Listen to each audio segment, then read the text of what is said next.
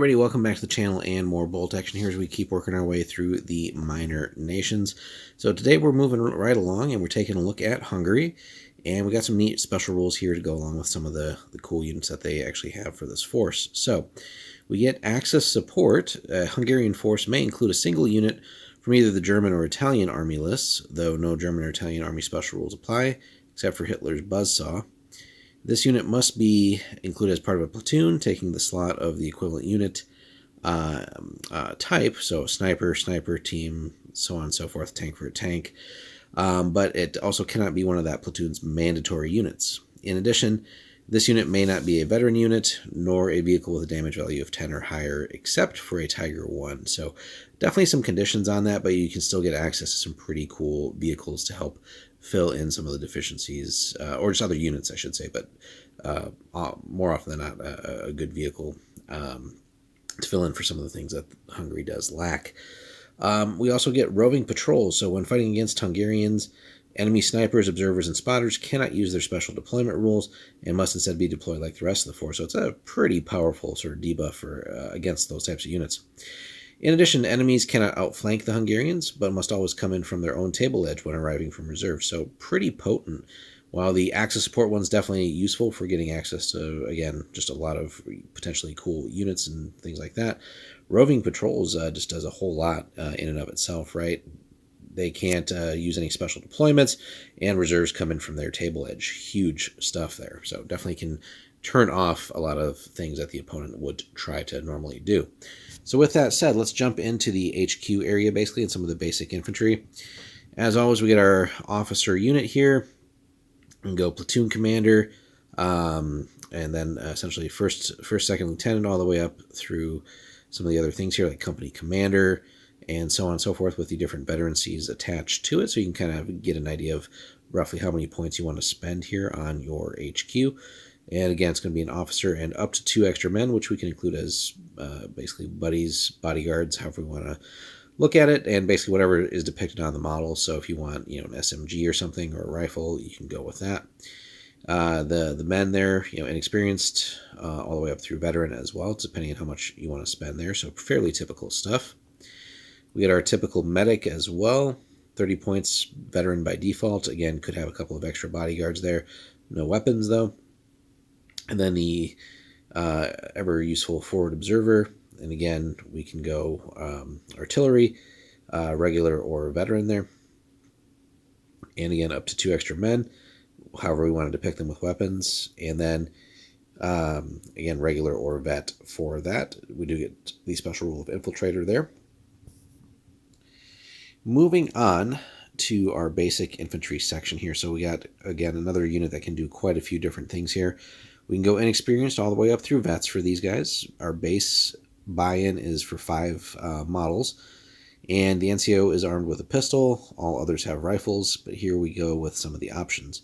So we can add up to 8 additional men, so a 13-man unit if we want to max out. Again, different point costs there. We do get the ever-useful LMG, right? 15 points, another guy becomes the loader.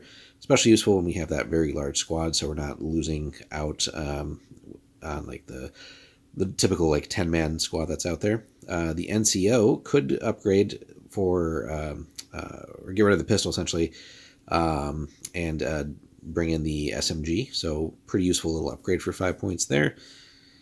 1 man does get up to 1 man can have a Panzerfaust. So again, if we want to just bring in a little anti-tank there, we are going to pay some points for that, for sure. Another 15 there. The entire squad can go with anti-tank grenades. Pretty typical stuff so far. But another, again, useful ability here, a lot of these units that we've seen in some of the smaller nations, we can start really getting very specialized. So everybody can be an engineer for +1 points per man if we want that special rule. And then if engineers if the special rule is taken, then we get access to a flamethrower. Now, again, we're really piling on the points if we're adding all this stuff. But, and again, here another man could become the assistant. So, if we take the LMG and the flamethrower, we're kind of just spending a lot of points, but we're also getting just all kinds of neat little abilities here, as opposed to having the separate flamethrower team, which is fairly typical as well. And then if we're paying the premium there for veterans, we can then also upgrade them to have stubborn, paratroopers or gendarmerie, or, and that's 1 point per model there, or the Fieldcraft special rule if we want to go with mountain troops, also plus 1 points per model. So we have to make a choice there. We're either going to get Stubborn or Fieldcraft, but again, really, this affords us so many options on how we want to, how big we want to make the unit. We get full options on veterancy, all kinds of specialized weapons, and even adding blanket special rules across the force. So really, we can have multiple engineer units, multiple fieldcraft units if that's relevant, and so on. So all in all, a very useful unit, all kinds of things that we can do here. So that's going to be your bread and butter. These guys do have access to cavalry, and we've seen that quite a bit with some of the smaller nations. Again, 1 NCO and 5 men mounted on horses, so the base unit size will be 6 there. They come with the cavalry carbines. We've seen that before. Basically, count as pistols on horseback and rifles on foot.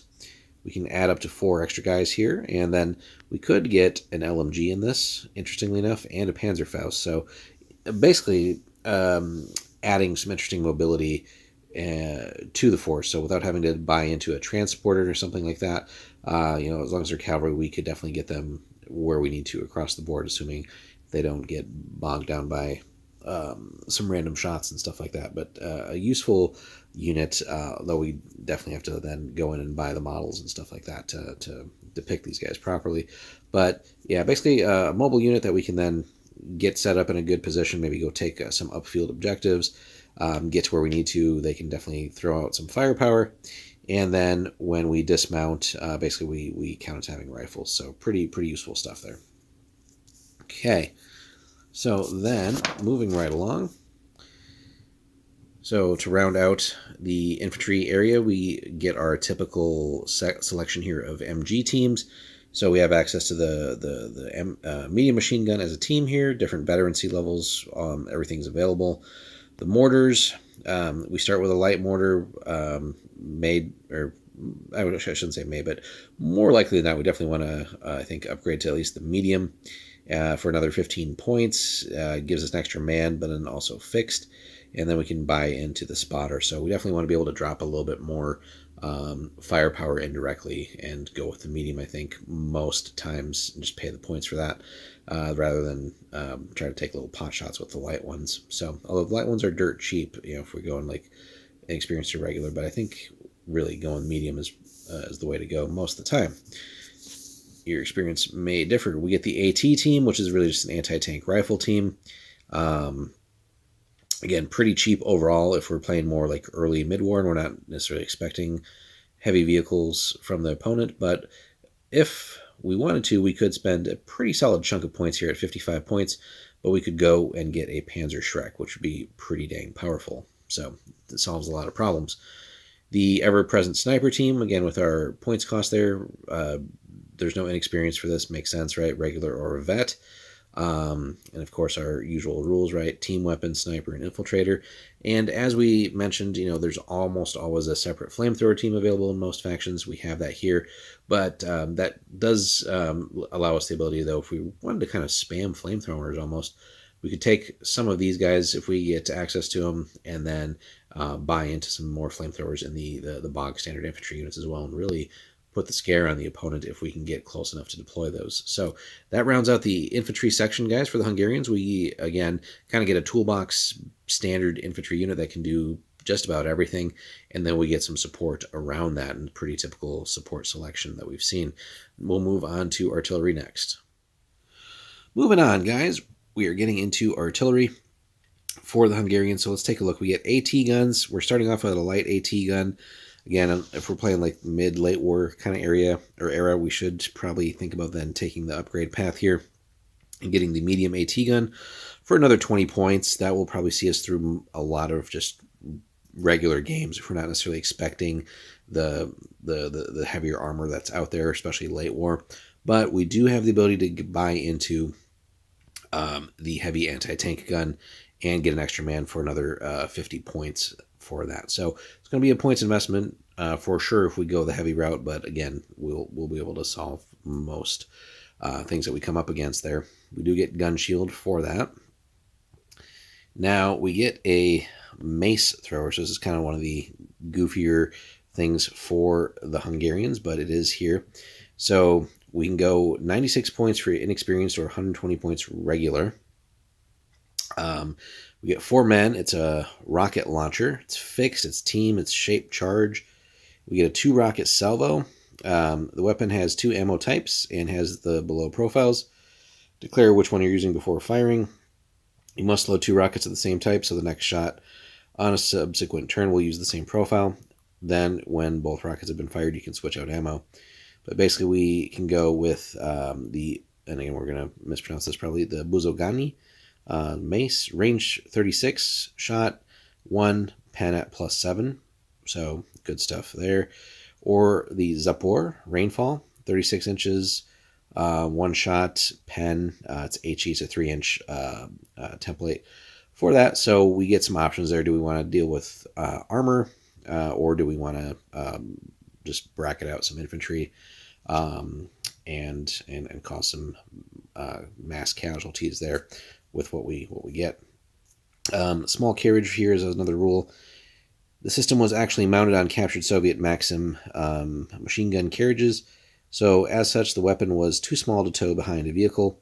The crew and weapon are instead counted as infantry when being transported, taking up to 6 transport slots inside a vehicle. The crew may not move the weapon, may move the weapon up to 6 when given a run order, even over rough ground. So some interesting mobility options with that. And then again, if we have transports and capacity, we'll take up 6. So definitely a chunk of points, but again, something that's always it's always cool to at least give some of these unique units a shot in some of these smaller factions, or just things that we don't always see on the tabletop, instead of just taking the most optimized list for everything. If we're not gearing up for a tournament or something like that, it's fun to just play with some of these things that these other nations bring. Moving on though. Artillery, we get, again, our typical setup there. We're starting with the light option, and then we have to buy into the bigger boomsticks if we want, basically. We get all the veterancy options there. The medium howitzer, and again, the light one, again, earlier war, stuff like that. And if we want to keep it cheap, sure. But lacking to some of the other tools that the big nations have, sometimes we just got to buy into the heavier end of the artillery to also deliver some damage. So certainly I think, buying into like medium is going to be a way to go, if not more. But medium howitzer, and you gain an extra man for 40 points, or heavy and 2 extra men for 90. Probably makes sense to pay for the gun shield too, and a spotter. So, but yeah, we have the ability to bring all kinds of artillery. And taking from the Germans, essentially, we also have the Nebelwerfer for 41 built in here. Inexperienced up through veteran, 4 men, and basically treated as a heavy mortar, but special rules, multiple launchers, so we can definitely deliver some pain with that as well. And then we have an AA gun here, 1 heavy auto cannon on a rotating platform, and 4 men for that, but we get inexperienced up through veterans as well. So then finally, getting into the vehicles here. So we, again, baseline, like what Hungary has by itself, we're not as limited as some of the smaller nations. It's not necessarily super great, but then again, that's where that ability comes in to maybe borrow something from the Germans more likely than not versus the Italians. But again, you have some choices here. But we got the CV-33 or 35 tankettes. Again, inexperienced up through vet. We can tell by the points cost that we're not necessarily getting much with this, right? We're basically buying a forward-facing MMG. It counts as an armored car. And then on the CV-35, we replace the MMG with 2 MMGs for 10 points, which that gets to be a little bit fun there for sure, with just kind of hosing down infantry and hunting down teams and stuff. We get the Toldi 2, inexperienced all the way up through vet here. We can see there's more points with this, counting as a light tank. We do get a turret-mounted AT rifle and a coax MMG. Again, we're not necessarily going to get up to a lot of damage with that, but again, we can deal with very light opponents. Now, we could, if we want to spend some more points, although it's a fairly chunky points investment at that point if we're going regular or veteran, we can get rid of the AT rifle. We're going to keep the coax MMG, but we can at least bump into or upgrade into a light AT gun profile, which, yeah, against a chunk of points, But that, at least, given also the mobility, we're also a light tank versus armored car with this now, gives us some options, right? It's obviously going to fold to most standard opposition, like your typical Sherman that's out there, etc. Your average medium tank, this thing's going to ride the struggle bus most of the time. But again, in combination with other things, we might be able to get some solid use out of this for sure. And certainly we can deal with lighter threats. Then, last but not least, we get the M40 Turan, or 40M Turan, I should say. Here we're getting into some bigger and better gear, essentially. 140 all the way out to 210 for veteran Cs. It's a medium tank, and it basically starts with turret-mounted light AT gun with a coax MMG forward-facing, and then also a forward-facing hull MMG. So we get some machine guns on this. We could then replace the AT gun with a medium AT gun, which is the Turan 2, for another 20 points, which is a worthy upgrade. And this is a pretty cool vehicle to find and then also paint up and just have in your collection. So but that gets us a pretty solid medium tank for a very fair points cost, I think, overall. But we are actually getting some more here. We have assault gun options, the 43M Zrinri 2, 160 out to 240.